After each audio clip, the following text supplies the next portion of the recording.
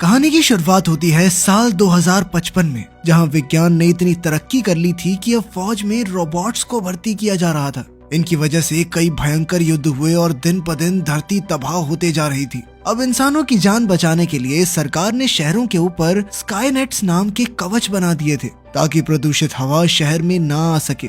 मगर एक दिन अंतरिक्ष से एक मीटियोराइट B16 इलाके में क्रैश हो गया, जिसमें से एक खतरनाक एलियन पौधा निकला जिसका नाम था पेंडोरा। ये खास तरह का पौधा है जो कि पानी मिलते ही बहुत ज्यादा तेजी से बढ़ता है। लेकिन इस पौधे की एक बढ़िया बात भी है, अगर इसे अंधाधुंध बढ़ने से रोक दिया जाए तो ये अपने आसपास की हवा को साफ भी बहुत अच्छे से करता है। इसके बाद हम फौज के कुछ टॉप ऑफिसर्स के बीच एक मीटिंग देखते हैं जिसमें कर्नल टैम ने बताया कि कुछ ही दिनों में 2 बरसाती तूफान आने वाले हैं और एक साथ इतनी सारी बारिश की वजह से इस पेंडोरा पौधे को रोकना नामुमकिन हो जाएगा। फिर टैम ने सबको डॉक्टर चैन से मिलवाया जिसने एक खास तरह की जीन बुलेट्स बनाई थी। इन बुलेट्स के अंदर एक खास तरह का वायरस था। अगर इन बुलेट्स को पेंडोरा पौधे के पिस्टल नाम के एक पार्ट में लगा दिया जाए तो उसका बढ़ना काफी हद तक रुक जाएगा और वो हवा को साफ करने का काम करता रहेगा। ये सुनकर जनरल शैनली को एहसास हुआ कि इस ऑपरेशन के बाद उनके स्काईनेट्स बेकार हो जाएंगे। खैर फिर कर्नल टैम ने उससे रोबोट्स की एक टुकड़ी मंगवाई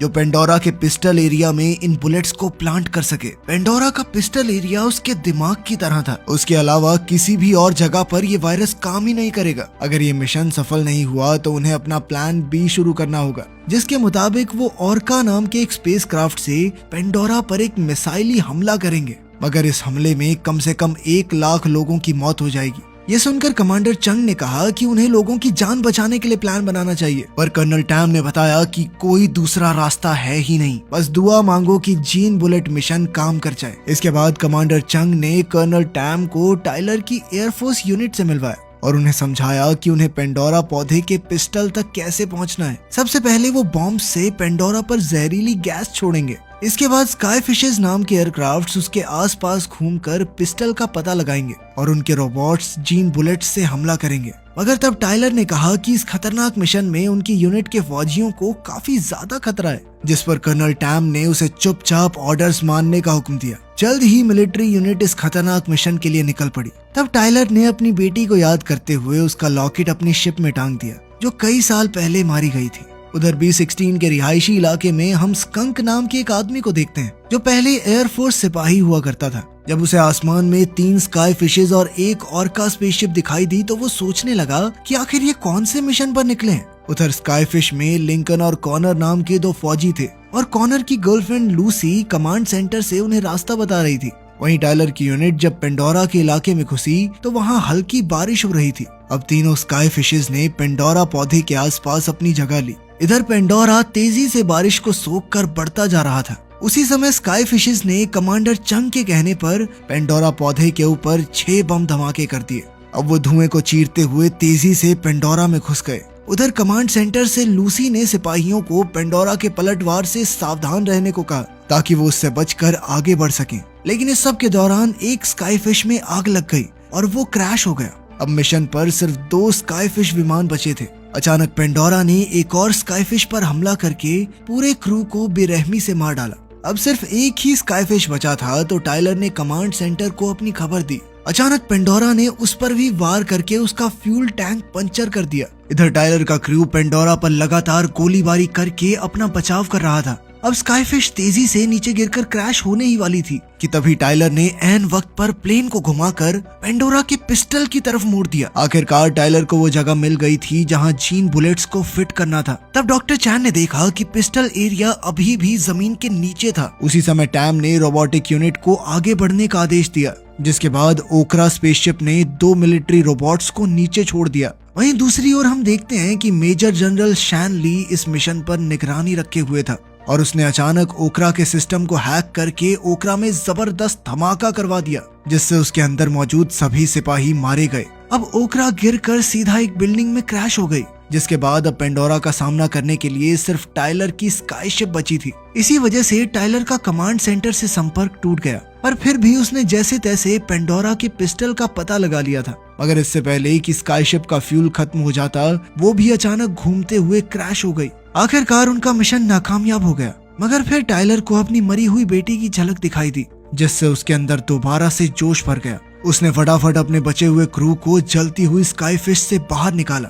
उधर कर्नल टैम को मिशन नाकामयाब होने की खबर मिली तो उसने प्लान बी को अंजाम देने का ऑर्डर दिया, लेकिन इस पर कमांडर चंग ने जवाब दिया कि अभी सिर्फ सिग्नल टूटा है, मिशन नहीं खत्म हुआ, उन्हें अपने बचे हुए सिपाहियों को ढूंढने जाना चाहिए। डॉक्टर चैन ने बताया कि आखिरी स्काईफिश पेंडोरा के पिस्टल के काफी करीब है, तो कमांडर ने कहा कि उन्हें खुद जाकर टाइलर और उसकी टीम को ढूंढना चाहिए ताकि प्लान बी को अंजाम देने की नौबत ही ना आए। आखिरकार कर्नल टैम ने उन्हें 3 घंटे की मोहलत दी क्योंकि उसके बाद दूसरा तूफान आ जाएगा। उधर टाइलर और उसकी टीम एक खाली हॉस्पिटल में पहुंचे क्योंकि लिंकन काफी ज्यादा जख्मी हालत में था। उन्हें बिल्डिंग में कुछ अजीबोगरीब आवाजें सुनाई दी, पर फिर भी उन्होंने लिंकन को एक कमरे में लेटा दिया। बाकी फौजियों ने ऑक्सीजन हेलमेट्स पहने हुए थे। अब टाइलर लिंकन के लिए दवाइयां ढूंढने गया और कॉनर उसका खून बहने से रोक रहा था। इधर कमांडर चंग अपने आर्मर ट्रक में B-16 इलाके में आ पहुंचा और उसने अपने पुराने साथी स्कंक को रेस्क्यू मिशन पर साथ चलने को कहा। चंग ने स्कंक को वही हथियार दिया जो वो फौज में इस्तेमाल किया करता था और स्कंक उसका साथ देने को राजी भी हो गया। इसके बाद वो अपने गुमशुदा साथियों को ढूंढने के लिए सरहद पार कर गए। उधर हॉस्पिटल में टाइलर ने फार्मेसी वाले कमरे से एक इंजेक्शन ढूंढ निकाला और अचानक उसे कोई आवाज सुनाई थी। उसने पीछे मुड़कर देखा तो उसे एक गुड़िया दिखाई दी जिससे उसे अपनी बेटी की याद आई। इधर कॉनर को भी वही आवाज सुनाई दी तो वो लिंकन को छोड़कर आवाज के पीछे गया, मगर उसी पल अचानक कोई पीछे से लिंकन पर हमला करके उसे उठाकर ले गया। वहीं चंग टाइलर को ढूंढने निकला था तो उसे टाइलर का फोन आया, पर अचानक एक वहशी कीड़े ने टाइलर पर हमला कर दिया, लेकिन टाइलर ने उसे पकड़कर उसकी बंदूक छीन ली और फिर कुछ ही पलों में कीड़े का काम तमाम कर दिया। वहीं दूसरी ओर कॉनर ने देखा कि वैसा ही एक कीड़ा लिंकन को नोच नोच कर खा रहा था, तो वो अपनी जान बचाकर भागा। इसके बाद चंग ने कमांड सेंटर से बात करके टाइलर तक पहुंचने में मदद मांगी। फिर उसने अपना आर्मर सूट पहना और ट्रक का कंट्रोल स्कंक के हवाले कर दिया। वहीं दूसरी ओर कॉनर भागकर एक लाश के डिब्बे में छुप गया, और तभी उस वहशी कीड़े ने अपने बाकी साथियों को भी आवाज दे दी।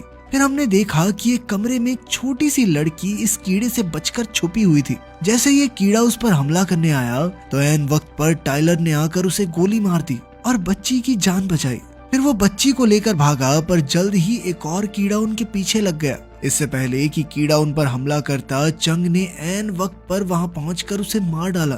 फिर उसने कॉनर को लाश के डिब्बे में छुपा हुआ देखा तो उसने कॉनर को बहुत पीटा क्योंकि वो लिंकन की जान नहीं बचा पाया था। उधर स्कंक और टाइलर मिले तो स्कंक को उनके बीच हुई लड़ाई याद आई, जब स्कंक ने टाइलर के ऑर्डर्स नहीं माने थे, जिस वजह से कई फौजियों की जान चली गई थी। खैर तभी अचानक उन कीड़ों ने एक साथ मिलकर सभी फौजियों और छोटी बच्ची पर हमला कर दिया। तब चंग ने स्कंक से बात करके उससे यहाँ से निकलने का रास्ता पूछा। इसी तरह वो कीड़ों का सामना करते हुए भाग रहे थे कि स्कंक ने बाहर से बिल्डिंग की दीवार तोड़ डाली ताकि उसके साथ ही बचकर भाग सकें। वहीं दूसरी ओर कमांड सेंटर में जनरल शैन ली ने टैम को तुरंत प्लान बी को अंजाम देने को कहा, लेकिन तभी कॉनर ने उससे संपर्क करते हुए कहा कि वो पिस्टल के काफी करीब है। ये सुनकर जनरल शैन ली काफी निराश दिखाई दे रहा था। खैर ये सुनने के बाद कर्नल टैम ने उससे कहा कि जीन बुलेट मिशन अभी पूरा नहीं हुआ है और हो सकता है कि उन्हें प्लान बी पर जाना ही ना पड़े। उधर लूसी को पता चला कि कॉनर जिंदा है तो उसने कॉनर से बिल्कुल सही सलामत वापस लौट आने को कहा।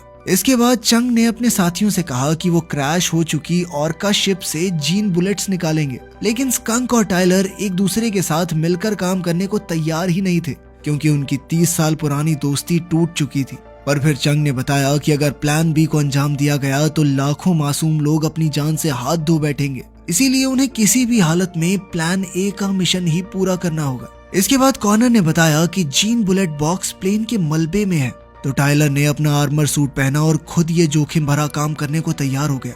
इसके बाद वो प्लेन के मलबे तक पहुंचा और एक ड्रोन भेजकर उसे स्कैन किया।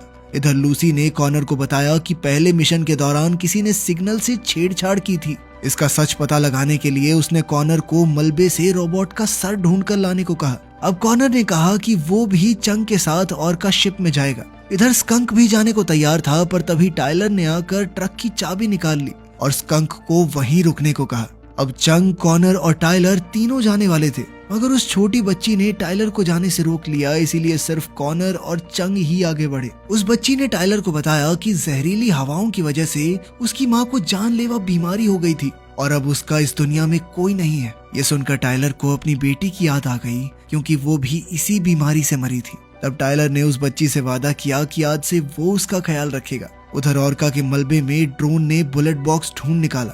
तब चंग अपना आर्मर एक्टिवेट करके बिल्डिंग पर तेजी से चढ़ने लगा, पर जल्द ही उसकी ताकत खत्म हो गई और वो एक स्टील रॉड से लटक गया। अचानक उसका हाथ छूटा और वो नीचे गिर गया, मगर खुशकिस्मती से टाइलर ने उसे ऐन वक्त पर पकड़ लिया। अब वो बिल्डिंग कुछ ही पलों में धाराशायी होने वाली थी, इसीलिए वो तुरंत अपनी जान बचाकर वहां से भागे। पर तभी उन्हें एक वैन में बुलेट बॉक्स दिखाई दिया जिसमें सिर्फ एक जीन बुलेट बची थी। इसी दौरान कॉनर को मलबे में एक रोबोट का टूटा फूटा शरीर मिला और साथ ही उसे एक ग्रेनेड की पिन मिली, जिसका मतलब ये था कि इस रोबोट ने ही ओकरा शिप में बम धमाका किया था। इधर टाइलर चंग की मदद से एक पानी की पाइप से लटक कर बुलेट बॉक्स तक पहुंचने की कोशिश कर रहा था, लेकिन तभी अचानक कीड़े चंग पर हमला करने आ पहुंचे। उधर जैसे ही टाइलर ने जीन बुलेट उठाई तो वैन सीधा नीचे जा गिरी।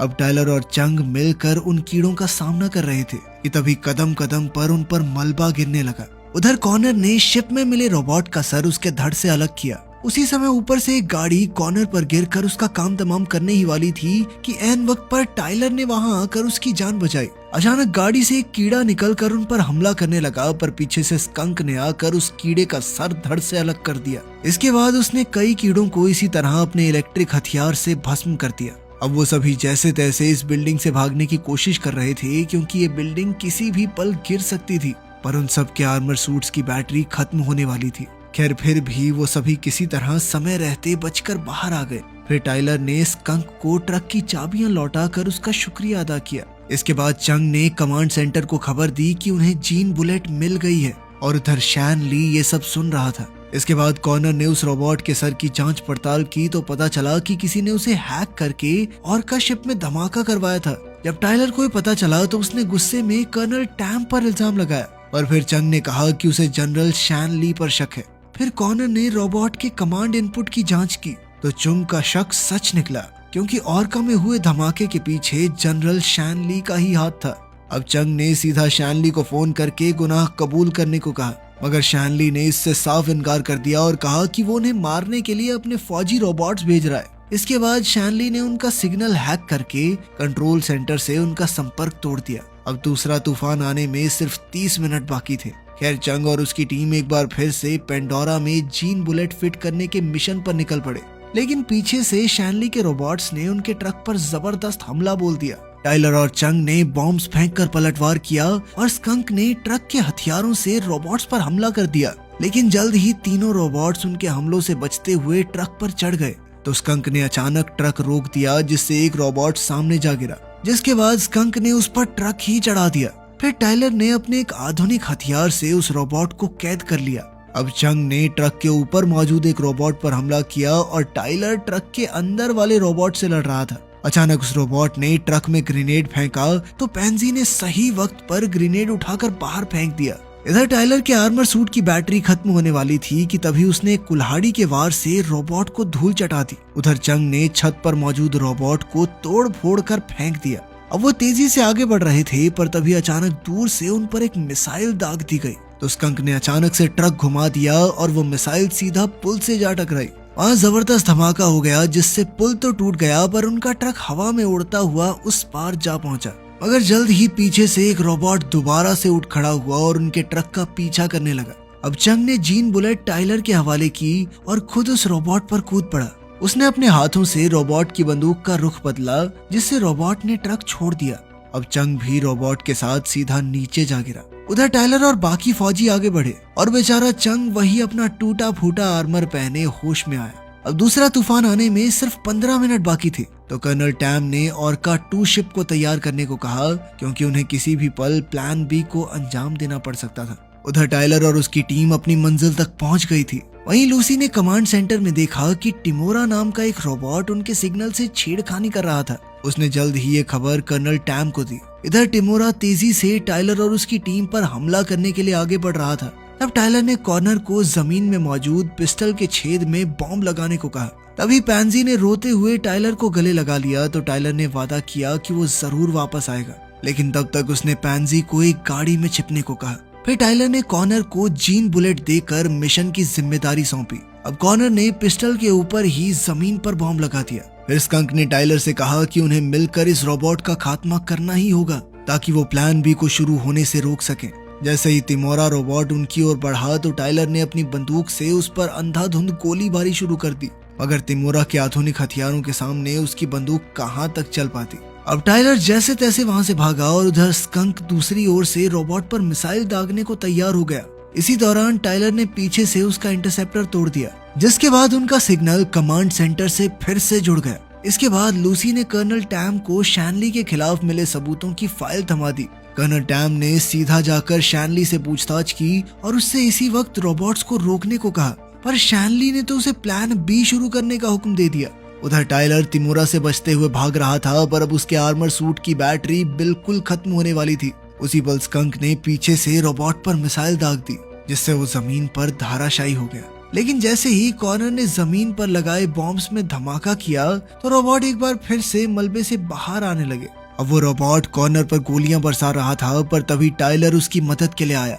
पैंजी भी कॉर्नर के पास आई तो कॉर्नर ने कहा कि वो बिल्कुल ठीक है। फिर टाइलर ने अपनी बची खुची शक्तियां और हथियारों के दम पर रोबोट का सामना किया, पर रोबोट ने उसके सर पर जोरदार मुक्का मारा, जिससे वो काफी जोर से जमीन पर जा गिरा। इसके बाद रोबोट ने उसे फिर से उठाया। अब वो पैंजी पर हमला करने ही वाला था कि टाइलर ने अपनी पूरी जी जान लगाकर उसे रोका। तभी स्कंक ने एक बार फिर से तिमोरा पर जोरदार वार किया और इस धमाके में उसके चीथड़े उड़ गए। मगर जल्द ही बारिश फिर से होने लगी और अब पेंडोरा तेजी से बढ़ने लगा था। इधर और का टू शिप पिस्टल के ऊपर आ पहुंची थी और वो जल्द ही प्लान बी का आगाज करने वाले थे। नीचे चंग जैसे तैसे टाइलर और पैंजी के पास पहुंच गया। फिर उसने कर्नल टैम से कहा कि वो खुद पिस्टल में जाएगा, तो कर्नल टैम ने एक बार के लिए प्लान बी को रोक लिया। अब चुंग हाथ में जीन बुलेट लेकर पेंडोरा के पिस्टल में घुस गया, लेकिन वहां तो सैकड़ों की तादाद में वहशी कीड़े मौजूद थे। उधर बाहरी दुनिया में पेंडोरा की टहनियां बहुत तेज रफ्तार से बढ़ते हुए शहर में तबाही मचा रही थी, जिस वजह से आम लोगों में अफरा तफरी मच गई। खैर जल्द ही चंग ने पिस्टल के अंदर जीन बुलेट एक्टिवेट कर दी, जिसके अंदर से उस खास वायरस ने बाहर आकर सभी कीड़ों को मार डाला और कुछ ही पलों में पेंडोरा का बढ़ना रुक गया। आखिरकार डॉक्टर चंग ने ऐलान किया कि उनका ऑपरेशन सफल रहा। ये सुनते ही पूरे कमांड सेंटर में खुशी की लहर दौड़ गई। लेकिन इसी बीच कर्नल टैम को जनरल शैनली के कमरे में गोली चलने की आवाज सुनाई दी। जब उसने कमरे में जाकर देखा तो शैनली मर चुका था। खैर इस घटना के एक हफ्ते बाद डॉक्टर चैन ने पेंडोरा के जीन्स को इस तरह बदल दिया कि अब वो धरती को नुकसान नहीं पहुंचाता, बल्कि अपने आसपास के वातावरण की सारी हवा को साफ कर देता था। इसी वजह से अब वहाँ इंसानों का रहना बिल्कुल पहले की तरह मुमकिन हो चुका था। उधर B-16 में टाइलर और स्कंक फिर से दोस्त बन गए और अब स्कंक वापस से फौज में शामिल हो गया था। आखिर में धरती पहले की तरह हरी भरी होने लगी और इसी उम्मीद की किरण के साथ इंसानों ने धरती को हमेशा महफूज रखने का जिम्मा उठाया। वीडियो पसंद आई तो लाइक कर देना, चैनल को सब्सक्राइब कर लेना। मिलते हैं अगली वीडियो में।